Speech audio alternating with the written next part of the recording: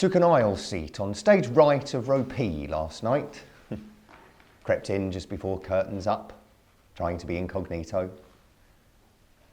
But the classical music mob are a savvy bunch, so it took mere seconds before Natty Allsop's posse had spotted me skulking in. Didn't mouth a single word of hello, though. Persona non grata me. Rightly so. They just sniffed their collective distaste and turned their backs en masse. But then again, after what's occurred recently, it's a blessing they don't have their pitchforks out. My seat for the evening was suitably shit. Cushion stained from a previous spill and the floor underneath my feet stuck to my pumps.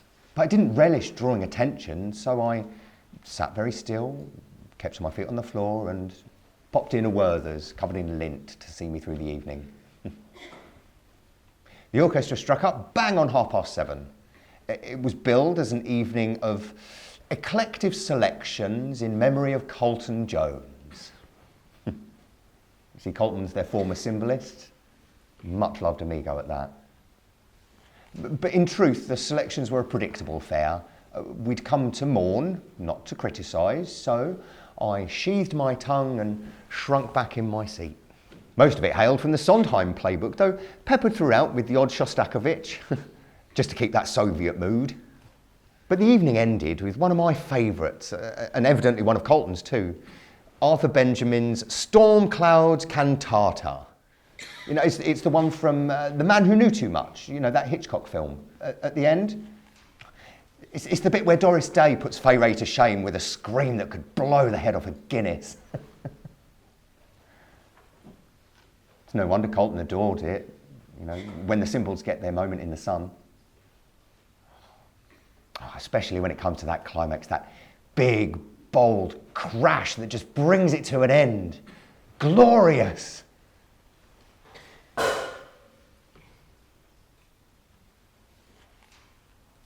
Usually. They'd left an empty seat where he used to sit, upstage centre. An empty seat except for his cymbals that they'd put in place of himself.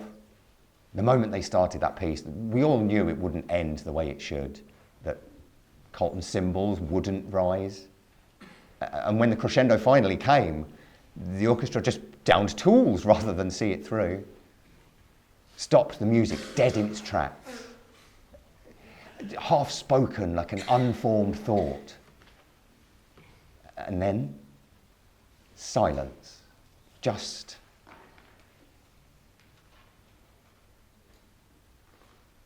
silence. You could hear an atom split. No one dared to breathe.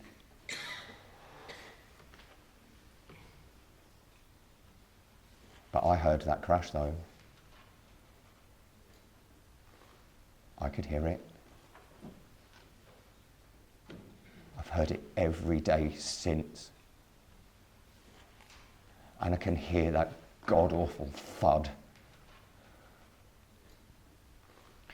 I can still see his body hitting the windscreen as it rolled over the bonnet and up over the roof. I knew it was him as soon as I'd done it. I offered him a lift home after rehearsal, but the silly beggar said he wanted to get some fresh air. And I know those country roads are a bugger, you know. Dead foxes always laid up on the banks. And now, a cymbalist has joined their ilk. Roadkill. My very best friend. There was no abandoned seat on stage for me. My section was just silent, drowned out with noise. But Colton's silence, that was loud. That was so friggin' loud. But all I could hear was that crash.